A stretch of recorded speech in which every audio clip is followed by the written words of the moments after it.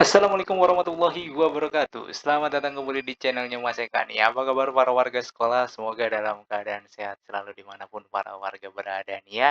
Oke, masih balik sama Mas Eka nih. Kali ini Mas Eka nggak akan berbagi seputaran tentang PPDB. Mas Eka akan geser ke seputaran PIP. Loh, kok wajahnya Mas Eka nggak ada nih? Balik lagi ke tampilan layar. Iya, biarin nggak bosen ya.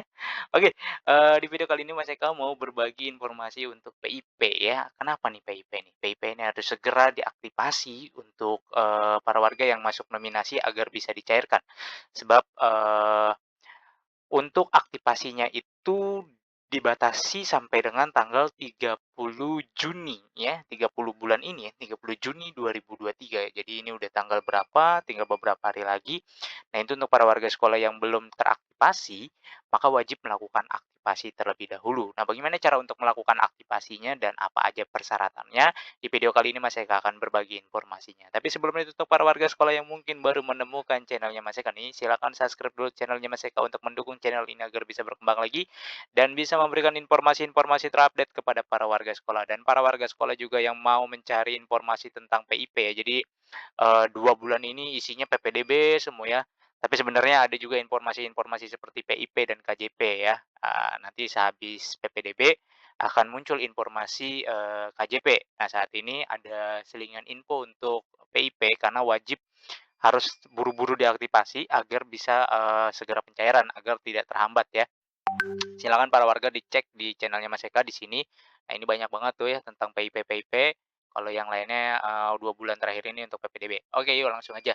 Di sini ada surat dari, Pusat Layanan Pembiayaan Pendidikan ya, Kementerian Pendidikan Republik Indonesia, Kementerian Pendidikan Kebudayaan Riset dan Teknologi Republik Indonesia, pemberitahuan SK nominasi PIP 2023, surat edarannya atau surat berkasnya tanggal 19 Mei, jadi udah beberapa bulan yang lalu ya. Nah, di sini, intinya adalah SK nominasi PIP tahun 2023 dan data penerima PIP, dapat diunduh melalui web aplikasi Sepintar, ini untuk yang di sekolah. Jadi kalau misalkan pengen tahu dapat SK nominasi atau tidak, bisa ditanyakan ke sekolahnya atau bisa mengecek sendiri ya. Mas Eka akan nanti akan Mas Eka beritahu cara untuk mengeceknya bagaimana ya. Karena banyak yang keliru, banyak, "Saya kok SK nominasi tapi belum dapat-dapat juga Mas Eka," ya. Dia belum belum ngeh ternyata SK nominasinya tahun berapa tuh ya. Di sini peserta didik yang tercantum dalam lampiran SK nominasi penerima PIP tahun 2023 merupakan peserta didik kelas akhir dan kelas berjalan pada data, pokok pendidikan atau Dapodik hasil pemadanan antara peserta didik pada Dapodik dengan DTKS. Nah ya, kemudian, di sini proses pembuatan rekeningnya tanggal 29 Mei, proses aktivasinya tanggal 30 Mei, batas akhir waktu pelaksanaan aktivasi rekening 30 Juni, tuh ya. 30 Juni batas akhir aktivasi untuk kelas akhir, tuh ya, 30 Juni. Jadi untuk yang berada di kelas akhir dan masuk nominasi, ya buru-buru diaktifasi sebelum tanggal 30 Juni. Proses aktivasi rekening untuk kelas berjalan dapat dilaksanakan mulai 30 Mei, ya. Kemudian proses batas akhir waktu pelaksanaan aktivasi rekening untuk kelas berjalan. Kalau kelas yang berjalan berarti kelas 1, kelas 2 ya. Kalau yang di SD kelas 1 sampai kelas 5 itu kelas berjalan. Kalau yang di SMP berarti kelas 7 dan kelas 8 itu kelas berjalan. Terus yang di SMA berarti kelas 10 dan kelas 11 itu yang, kelas berjalan. Sementara kelas-kelas akhirnya itu batas aktivasinya tanggal 30 Juni, sementara kalau kelas berjalan masih sampai dengan tanggal 31 Desember. Peserta didik yang tercantum dalam lampiran SK nominasi wajib melakukan aktivasi rekening pada masa aktivasi yang telah ditentukan pada butir 4 dan butir 5. Jadi kalau misalkan tanggalnya sudah lewat dari aktivasi ini, maka dananya dikembalikan ke kas negara. Oleh sebab itu nanti para warga bisa langsung mengecek apakah masuk nominasi ya, kalau masuk nominasi segera lakukan aktivasi. Kemudian, eee, kriteria kayak kayak gimana sih yang bisa masuk diaktifasi kan kayak gitu ya. Nah, poin yang kesembilan, aktivasi rekening simpel dilakukan secara langsung oleh peserta didik, tuh ya, orang tua wali penerima atau dapat dilakukan secara kuasa. Ya kalau misalkan ada sekolah yang, melakukan secara kolektif, dia harus ada surat kuasanya juga ya. Intinya adalah pencairannya itu dilakukan, aktivasinya dilakukan untuk yang kelas akhir itu sebelum tanggal 30 Juni atau batas akhirnya adalah 30 Juni 2023, sementara kelas yang berjalan itu masih ada kesempatan sampai tanggal 31 Desember, jadi para warga masih bisa mengecek ya. Nah, peserta didik yang tidak melakukan aktivasi rekening, sampai batas waktu yang telah ditentukan pada butir 4 di atas akan dibatalkan sebagai penerima PIP. Wah, ini baru lagi dibatalin malah tuh ya, bukan dikembalikan lagi tapi dibatalin langsung. Bank penyalur PIP untuk SMA, SMK SMALB adalah Bank, Negara Indonesia, BNI ya, dan untuk SD, SMP, SMPLB, SDLB, paket A, paket B adalah BRI ya. Jadi, kalau misalkan, para warga sekolah yang kemarin nih, yang dari SD kemudian, masuk ke jenjang SMP, dicek lagi rekeningnya, kalau memang rekeningnya sama, maka tinggal lanjut, tapi kalau misalkan berbeda, berarti diaktifasi lagi dengan, bank yang sama. Nah, sementara kalau yang dari SMP ke SMA itu udah pasti, ada di SK nominasi terlebih dahulu untuk mendapatkan, aktivasi lagi, ya. Nah, sekarang bagaimana caranya Mas Eka kita tahu kalau misalkan kita masuk di dalam SK nominasi atau SK pemberian?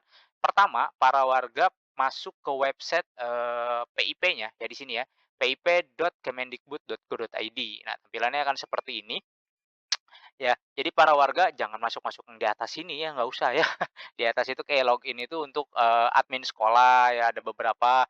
Kalau untuk warga, ngelihatnya di sini ya, untuk, warga sekolah nih, dicari penerimaan PIP. Di sini masukkan NISN, kemudian, masukkan NIK, kemudian di sini ada penjumlahan 19 kurang 10 9 diisi gitu ya.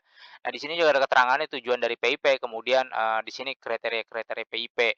Nah, kan kemarin banyak yang nanya tuh, "Mas Eka, kok saya nggak padan ya datanya ya?" Nah, kalau yang tidak padan di poin ini kan disebutkan nih, di poin kedua ya, peserta didik yang tercantum dalam lampiran SK nominasi penerima PIP tahun 2023 merupakan peserta didik kelas akhir dan kelas berjalan pada data pokok pendidikan atau Dapodik hasil pemadanan antara peserta didik pada Dapodik dengan DTKS. Nah, kalau misalkan DTKS, dicek dulu nih antara antara keduanya, DTKS dan Dapodiknya. Kalau tidak padannya karena apa? Dicek data DTKS-nya terlebih dahulu. Kalau data DTKS-nya sudah benar, maka baru dicek data Dapodiknya, sehingga nanti disandingkan.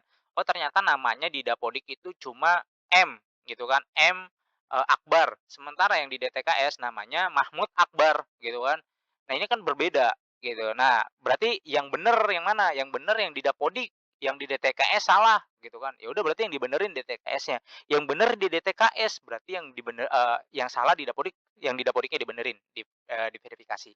Nah, ketika nanti para warga sudah mengecek seperti ini, sudah dimasukkan NIS, NIK, kemudian, penjumlahannya, para warga bisa cek di sini ya, bisa cek penerima PIP-nya, maka nanti tampilannya akan seperti ini. Nah, kok, ininya nggak muncul Mas Eka, kartu PIP-nya. Nah, kartu PIP-nya nanti aja lah ya kalau misalkan mau minta, bisa datang ke sekolahan untuk di-download gitu ya. Karena kan kalau yang di sini kan kecil ya, kalau tidak salah tuh. Nah, ini para warga dilihat di sini ya, ini nominasi nih ya. Jangan, ada nominasi ada pemberian, ya berarti ini si warga sekolah yang ini, dia bukan lagi nominasi, tapi dia sudah pemberian karena dia sudah diaktifasi dan lanjut dari tahun 2021, 2022, dan 2023 dia tetap dapat gitu kan. Sementara kalau yang ada muncul di nominasi di sini, maka nanti ada muncul tabel seperti ini atau, atau seperti ini ya, seperti pemberian, identitas tabelnya seperti ini. Nah, kalau yang muncul nominasi, lihat nominasinya tahun berapa gitu kan. Misalkan tahun 2022, ya berarti di tahun 2023 ini nggak masuk, tinggal dilihat di pemberiannya ada nggak tahun penyaluran 2023-nya. Kalau di tahun pemberiannya nggak ada tahun 2023, artinya di tahun 2023 ini tidak masuk nominasi dan tidak masuk pemberian gitu ya. Jadi sekali lagi, dicek pertama lihat nominasinya terlebih dahulu. Kalau nominasinya ada tahunnya, lihat tahunnya. Jangan mentang-mentang, wah ada nih nominasi di sini gitu kan. Tapi dia tidak melihat tahun nominasinya tahun berapa, ternyata tahun 2021. Yang dipakai itu yang sekarang yang untuk diaktifasi yang di kelas akhir itu, nominasi tahun 2023 ya, dan kelas berjalan juga sama tahun 2023 ya.